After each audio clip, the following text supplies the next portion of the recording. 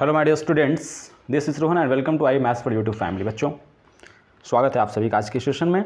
यदि आप चैनल पहली बार आए हैं, चैनल को सब्सक्राइब जरूर कर लें, बेल आइकन क्लिक कर लीजिए, ठीक है, जिससे आपको सारे नोटिफिकेशंस इस चैनल के रिगार्डिंग मिलते रहेंगे। चलिए आइए हम लोग शुरू करते हैं बच्चों आज के सेशन में। आगे बढ़ते हैं, क्वेश्चन नंबर 7 से देखते हैं, जो कि हमने लास्ट सेशन में स्टार्ट किया था ट्रिग्नोमेट्री क्लास 10th का। यदि आप इस चैनल पर कंटिन्यू बने हो तो आप जानते होंगे कि क्लास 10th का हमने चैप्टर 8 शुरू किया है, इंट्रोडक्शन टू ट्रिग्नोमेट्री। तो लास्ट पिछले सेशन में क्वेश्चन नंबर 6 तक हो चुका था। आज आइए कंटिन्यू करते हैं 7 से आगे की ओर। तो देखिए यहाँ से क्वेश्चन नंबर 7 एनसीईआरटी के अकॉर्डिंग बात करें 8.1 सॉल्यूशन, ठीक है। आपको दिया गया क्या है, cot theta is equal to 7/8 दिया हुआ है, यानी ये वैल्यू ठीक गिवन है। और आपसे पूछा क्या है, यहाँ पे 2 क्वेश्चन है जो इवेलुएट करने के लिए कहा जा रहा है, ठीक है ना। तो यहाँ पर हमारा सबसे पहला जो पर्पस होगा वो क्या होगा कि ये जो चीज़ राइट डाउन है, राइट साइड में आप देख सकते हो, इन दोनों का बहुत बड़े स्तर पर इस एक्सरसाइज में यूज़ है। दैट मीन्स जो पाइथागोरस थ्योरम और ये आपको जो हमने सिखाया था, ठीक है ना, एक ट्रिक इस तरीके से, यानी sine theta cos theta tan theta, और इसका जस्ट रेसिप्रोकल आप लोग करोगे तो कॉसेक थीटा सेक थीटा और कॉट थीटा मिलता है। तो देखिए कॉट ये जो दिया गया है, कॉट थीटा जो दिया गया है आपको, ये कहने का मतलब क्या हुआ, cot theta is equal to 7/8 है। और कॉट थीटा होता क्या, टैन का जस्ट अपोजिट, यानी टैन p/b है तो अपोजिट b/p, समझ गए। तो बेस और परपेंडिकुलर दिया है तो आपको निकालने की क्या आवश्यकता है, हाइपोटेन्यूज। तो आप चलिए, ठीक है, now from Pythagoras theorem, from Pythagoras साहब के थ्योरम से हम लोग चलते हैं, समझ गए। तो h square is equal to P square plus में बी स्क्वायर। तो पी स्क्वायर यानी कि मैं सीधे तौर पर इस तरीके से जो है लिख दूँ, 8 8 64, 8 का स्क्वायर 7 7 49। कोई दिक्कत वाली बात तो इसमें है नहीं आप लोगों को। चलिए इसको हम लोग अब ऐड ऑन करते हैं, ऐड करते हैं, क्या होगा 9 4 13 की 3 कैरी 1 11, यानी कि h square is equal to 113 और h is equal to square root of 113 आपको मिला है, ठीक है। इसमें कोई समस्या आपको आई होप नहीं होना चाहिए, ठीक है। थोड़ा साउंड को आप लोग करेंगे इग्नोर, यदि फ़ैन का बैकग्राउंड साउंड अभी आएगा तो। चलिए अब आगे बढ़ते हैं अकॉर्डिंग टू क्वेश्चन, ठीक है। क्वेश्चन में क्या दिया गया है, देखिए 1 प्लस साइन थीटा, इसको बहुत इजी बना देता हूँ। ये एक्सपेंशन अभी देखने में आपको बड़ा ऐसा लग रहा होगा, देखिएगा, देखिए 1 प्लस में cos theta multiplied by 1 minus में कॉस थीटा, इस तरीके से है ना बच्चों, कोई दिक्कत। देखिए यहाँ आप देख पा रहे हो कि a plus B into A minus B का है, यह क्या है, एक्सपेंशन किया हुआ है, फैक्टराइज फॉर्म में है, 1 plus sine theta into 1 minus sine theta, यानी कि a plus B into A minus B का फॉर्मूला क्या होता था, a square minus B square. So you can write here a square यानी 1 का स्क्वायर माइनस बी स्क्वायर यानी sine square theta, ठीक है। और इसको भी आप लिख सकते हो as well a square minus B square, समझ गए बच्चों, कोई इसमें जो है प्रॉब्लम। अब इसके बाद भी कुछ होता है, डैट मीन्स वो आपको पढ़ना है 8.2 में, ठीक है। अभी हम लोग 8.1 के अकॉर्डिंग इसको सॉल्व करेंगे। तो 1 का स्क्वायर तो 1 ही होता है, फिर 1 का स्क्वायर 1 ही होता है। इसको आगे बढ़ाइए, 1 माइनस, देखिए साइन स्क्वायर थीटा है, तो साइन थीटा का आपको क्या होता है, p/, में h का स्क्वायर, फिर नीचे में 1 माइनस कॉस का b/, में h का स्क्वायर। इसको सॉल्व करने के कई सारे तरीके हैं, बहुत बच्चे साइन थीटा के जगह पर इसको एक्सपेंशन, ठीक है, यहाँ पर करने वाले नहीं हैं, लेकिन इस तरीके से यहाँ पे बढ़ा दिया गया, सॉल्व कर दिया गया, एक्सपेंशन यहाँ से छोटा हो गया। अब देखिए p का यहाँ पर जो वैल्यू क्या है, p का वैल्यू 8 है, तो 8 8 64, चूँकि स्क्वायर जब जैसे बाहर है तो ये स्क्वायर दोनों पर ब्रैकेट खुलेगा तो बैठता है, समझ गए ना बच्चों, एक्सपोनेंट वाले चैप्टर में पढ़ाया गया है। तो 8 8 64 हो गया p का वैल्यू, और h आपका क्या आया है, स्क्वायर रूट, यानी कि हाँ स्क्वायर रूट 113 है। तो यहाँ पर कंफ्यूज होना नहीं है, जब स्क्वायर रूट 113 का आप स्क्वायर कीजिएगा तो उसमें से ये 113 स्क्वायर रूट से बाहर आ जाएगा, समझ गए। तो डैट मीन्स यहाँ पर 113 ही लिखा जाएगा। यहाँ भी 1 माइनस बी का स्क्वायर 7 7 49 और h, ठीक है। ये बात आप लोग समझ रहे हो ना, h का स्क्वायर यानी h का स्क्वायर आपको मिला ही था ना, ये 113, तो कंफ्यूज नहीं होना है। अब इसको बढ़ाइए आगे, तो यहाँ पे 113 एलसीएम ऊपर में हो जाएगा, यहाँ पे 113 माइनस 64 और divided by 113 minus 49 divided by 113, समझ गए। तो ये 113 से 113 कैंसिल, 113 में से 64 को घटा दीजिए, कितना आएगा बताइए फटाफट। 9 4 13 और ये मिला लीजिए 49 आ रहा है क्या, हाँ ठीक है। और यहाँ पे 64, ये आपका हो गया आंसर, समझ गए। ठीक, अब हम लोग बढ़ते हैं क्वेश्चन नंबर सेकंड की ओर। यहाँ जो क्वेश्चन नंबर सेकंड है, सेकंड वाला कॉट स्क्वायर थीटा पूछा है, और जबकि कॉट का वैल्यू दिया ही हुआ है आपको, तो डायरेक्टली क्या करना है 7/8 का whole square, that means 49 divided by 64, ये भी आपका हो गया आंसर, यानी दोनों का आंसर सेम आया है, समझ गए। इसे नोट डाउन करिए, बढ़ते हैं आगे की ओर।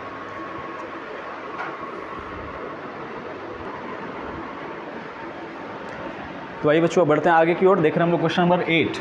यहाँ पर हमने सवाल को लिख लिया है, आप लोग देख सकते हो, है ना, बोर्ड पे दिख पा रहा है क्लियर स्पष्ट।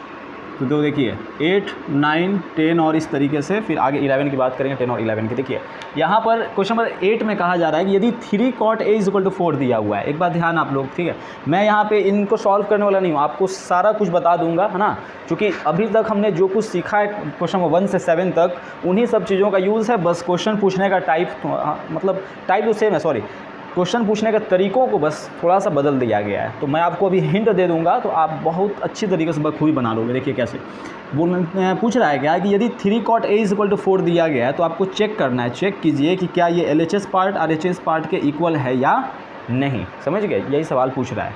तो आपको प्रॉपर करना क्या है, एक चीज़ आप ध्यान यहाँ पर आप लोग ठीक दे दोगे कि ये जो पार्ट दिया हुआ है, इसको आप लोग लिख सकते हो cot A = 4 है ही उधर में, और इस 3 को यहाँ पे डिवाइड में ले आइएगा, तो cot A = 4/3। जस्ट ये अभी उसी आप अब क्वेश्चन की जो तरह आ गया, जो क्वेश्चन नंबर 7 था, ठीक है। यहाँ पर आप देख सकते हो कि यहाँ पर बुक जो है मेरे फ़ोन में है ना, ई बुक। तो चलिए बात कर लेते हैं। तो क्वेश्चन नंबर 7 की तरह ही ये भी cot थीटा यानी cot A का फॉर्मेट आ गया है। अब इसकी हेल्प से ये आपका बेस हो गया, ये आपका परपेंडिकुलर, आप निकाल लोगे हाइपोटेनस, तीनों आपके पास आ गया। फिर LHS पार्ट को आप लोग सॉल्व जो है कीजिएगा, tan A के जगह पर P/B लेकर के LHS अलग सॉल्व कर लीजिए, फिर RHS अलग सॉल्व कर लीजिए। यदि दोनों मिलता है तो आप लिखिएगा कि यस, है ना, LHS = RHS। यदि इक्वल मिलता नहीं है तो आप लोग नोट कर दीजिएगा। अब आगे बढ़ते हैं क्वेश्चन नंबर 9 की ओर। इसमें क्या बोल रहा है कि एक ट्राइंगल ABC है, और राइट एंगल आपको कहाँ बनाना है, राइट एंगल यानी ABC में B पर बनाइए, यानी B पर आपने बना लिया। फिर क्या बोला है कि यदि tan A, मान लीजिए ये A है, ये आपका C हो गया पार्ट। tan A बोला है आपका क्या 1/√3, तो tan का वैल्यू क्या होता है P/B। तो ये आपको ये रिप्रेजेंट कर रहा है P को, ये रिप्रेजेंट कर रहा है किसको, B को, समझ गए बात को। तो tan A यानी इसकी बात कर रहे हो, तो यहाँ ये आपका बेस हो गया, तो बेस आपका इस √3 परपेंडिकुलर इसके जस्ट अपोजिट ये, तो इस दोनों की हेल्प से आप निकाल लेंगे क्या, हाइपोटेन्यूज निकाल लेंगे बच्चों, ठीक। और फिर आपसे जो पूछा है, 2 क्वेश्चंस दिए गए हैं 9th में ही सब क्वेश्चंस हैं, sin A × cos C + cos A × sin C। इसको आसानी से आप लोग सॉल्व इसकी हेल्प से वैल्यू को लिख करके sin थीटा का क्या होता है, cos थीटा क्या होता है, इस तरीके से आप लोग लिख लोगे। हाँ, एक चीज़ ध्यान आप लोग को देना है कि sin A का पूछा है तो ये इस एक्यूट एंगल को लेना बच्चों, और cos C का पूछ रहा है तो इसको लीजिएगा, ठीक ना, जैसा कि जिक्र पिछले सेशन में भी हमने किया है, ठीक है। तो इसी जो तरह से 9 का 2 है। अब बात कर लेते हैं क्वेश्चन नंबर 10 की। देखिए क्वेश्चन नंबर 10 में क्या बोला गया है कि एक ट्राइंगल PQR है, इससे हमने क्वेश्चन नंबर 10 को लिखा नहीं है, बात कर लेते हैं। आप लोग भी सामने अपने NCERT बुक को ओपन करके रखा कीजिए, यदि जब आप सेशन अटेंड करते हो तो। एक ट्राइंगल PQR है जिसमें राइट एंगल Q पर बन रहा है, ठीक है ना। देखिए इसको बता देता हूँ मैं थोड़ा सा हिंट, ये बढ़िया क्वेश्चन है थोड़ा। PQR एक ट्राइंगल की बात की गई है क्वेश्चन नंबर 10 में बच्चों, PQR, ठीक है। इसमें राइट एंगल बन रहा है किस पर, Q पर ही, हाँ ठीक है, चलिए फिगर भी अच्छा बन गया, Q पर बन रहा है। अब PR + QR यानी PR+ में QR का वैल्यू 25 है, दोनों अलग अलग दिया हुआ नहीं है, ध्यान दीजिएगा, और PQ अलग दिया है 5 सेंटीमीटर, डैट मीन्स PQ तो 5 हो गया आपका, ठीक है, PQ आपका 5 हो गया जो कि दिया गया है, और PR+ में QR, PR+ में QR, ये दोनों मिला करके कितना है 25 है। यदि आप QR को लेट कर लीजिए x, समझ गए, लेट कर लीजिए क्या क्यू आर आपका x सेंटीमीटर है तो आपका पी आर 25 माइनस एक्स हो जाएगा, चूँकि दोनों मिला के सम 25 हो रहा है ना, ये बात समझ में आ रही है। यह x हो गया तो 25 में से इसका वैल्यू घटेगा तो जो आएगा शेष वही पी आर का होगा, इसके अकॉर्डिंग जो कि गिवन है, ठीक है सवाल में। और आपसे क्या बोला है, determine the values of sine P, cos P, tan P, यानी यही एक पी एक्यूट एंगल लिया है जिसमें आपसे पूछा है जो भी साइन, कॉस और टैन का वैल्यू पी के टर्म में, यानी पी एक्यूट एंगल के टर्म में, आसानी से आप बता दीजिएगा। हाँ तो हाँ चलिए, अब इसमें करना क्या, एक चीज़ ध्यान दीजिए, एक चीज़ ध्यान दीजिए। अब आप बोलोगे सर इसका वैल्यू आप कैसे निकालोगे x, ये तो बता दीजिए। ठीक है, देखिए वही बात करना है आपको, पाइथागोरस थ्योरम से ही चलना है अब कि h square is equal to P square plus B square. तो h आप चलिएगा तो आपके लिए परपेंडिकुलर 5 5 25 ये हो गया, और प्लस में ठीक है बेस स्क्वायर हो गया ये वाला, और इधर h स्क्वायर का वैल्यू क्या 25 माइनस एक्स का होल स्क्वायर। तो आपको करना क्या है कि इसी एक्सपेंशन को आप बढ़ाइएगा आगे a माइनस बी के होल स्क्वायर पे, तो आपका x स्क्वायर से x स्क्वायर दोनों तरफ कैंसिल आउट हो जाएगा, बचेगा x। तो x का वैल्यू यहाँ से आपको मिल जाएगा, और मिल जाएगा तो आप यहाँ पर आप पुट कर दीजिएगा, तो 25 में से x का वैल्यू घटेगा तो हाइपोटेन्यूस आपके पास आ जाएगा बच्चों, और ये x आपका बेस आ जाएगा। फिर इसकी हेल्प से आप sine P, tan P, cot P जो भी पूछा है आप आसानी से निकाल सकते हो। मेरी बात को ध्यानपूर्वक यदि सुनोगे तो बहुत आसान भाषा में, बहुत सरल तरीके से चीज़ों को आपको समझाने का प्रयास है मेरा, और समझाया जा रहा है। तो चलिए इसे आप नोट डाउन कीजिए, यदि जो कुछ अपने अकॉर्डिंग नोट डाउन करना है। अब अंतिम सवाल देखेंगे, क्वेश्चन नंबर 11, फिर सेशन को बच्चों लास्ट करेंगे। चलिए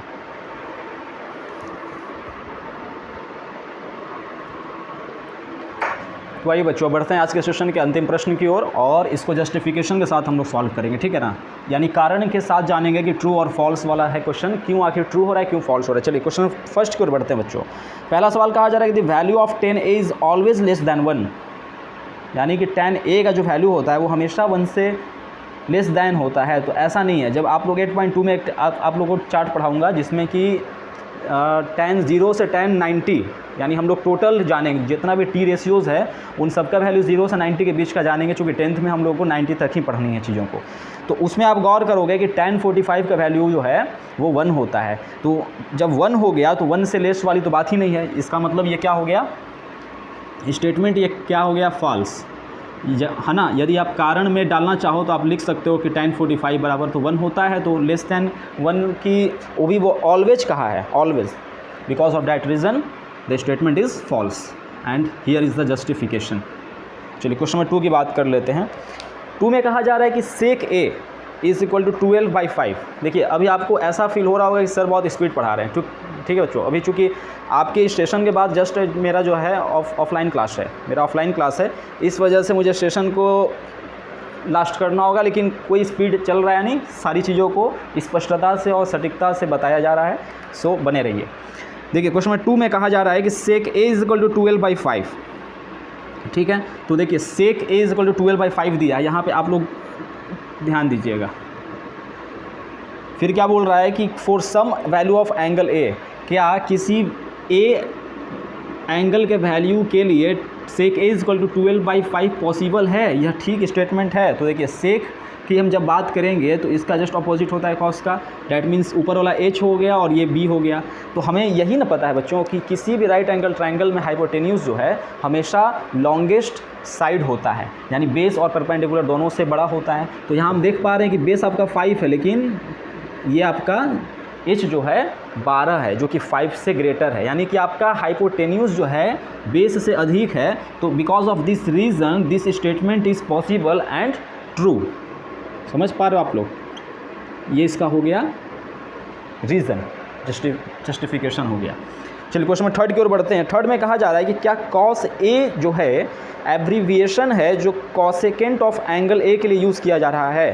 तो आपको याद होगा कि जब हमने इसके पहला वाला जो शुरुआती सेशन लिया था उसमें बताया था, सबसे फर्स्ट वाला सेशन क्लास 10 का जो है बेसिक्स वाला जो लिया था, कि उसमें हम लोगों ने पढ़ा था कि कॉस जो है कोसाइन का होता है क्या, एब्रीविएशन, और कॉसेकेंट जो आया है वो कॉसेक के लिए होता है। समझ पा रहे हो आप लोग, यानी ये स्टेटमेंट भी आपका 3rd वाला भी फॉल्स हो गया। क्यों? क्योंकि कॉस ए जो होता है ये एब्रीविएशन होता है किसका, कोसाइन का। समझ रहे हो बच्चों, और कॉसेकेंड जो दिया गया है इस सवाल में जो है वो जो स्टेटमेंट गलत है वो कॉसेक के लिए होता है। यदि कॉसेक बोलता तो ये ट्रू होता, लेकिन कॉस के लिए कोसाइन होता है। समझ के। चौथा चलिए, कह रहा है कॉट ए क्या प्रोडक्ट है कॉट और ए का। ठीक है, कॉट ए हमने बताया था is not equal to cot multiply by A. ये बात नहीं है, ये बात नहीं है। यहाँ पर कोटेंजेंट होता है, यानी ये एक एंगल को रिप्रेजेंट करता है जो इसके कोटेंजेंट को बताता है। So because of this reason this statement is false. चलिए अंतिम प्रश्न की ओर बढ़ते हैं। Sine theta is equal to 4/3, just इसकी तरह ही है, प्रश्न 2 की तरह ही है। देखिए ध्यान दीजिए, sine theta is equal to 4/3 दिया गया है, तो साइन थीटा के लिए ऊपर वाला परपेंडिकुलर और ये हाइपोटेनस होता है। ठीक है, तो यहाँ आप गौर कर रहे हो कि हाइपोटेन्यूज ही जो है परपेंडिकुलर से लेस हो गया, नहीं मतलब हाइपोटेन्यूज यहाँ पर हम देख पा रहे हैं कि ये लेस हो गया यहाँ पर, जो कि ऐसा पॉसिबल नहीं होता है। Because of this reason this statement is false. समझ गए। अगर यहाँ 4 होता, ये होता 3, तो आपका स्टेटमेंट सही होता।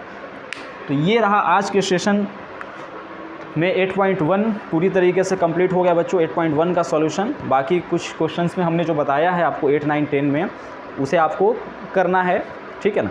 तो चलिए तब तक खूब अपना ख्याल रखिए, पढ़ते रहिए, बढ़ते रहिए। जय हिंद।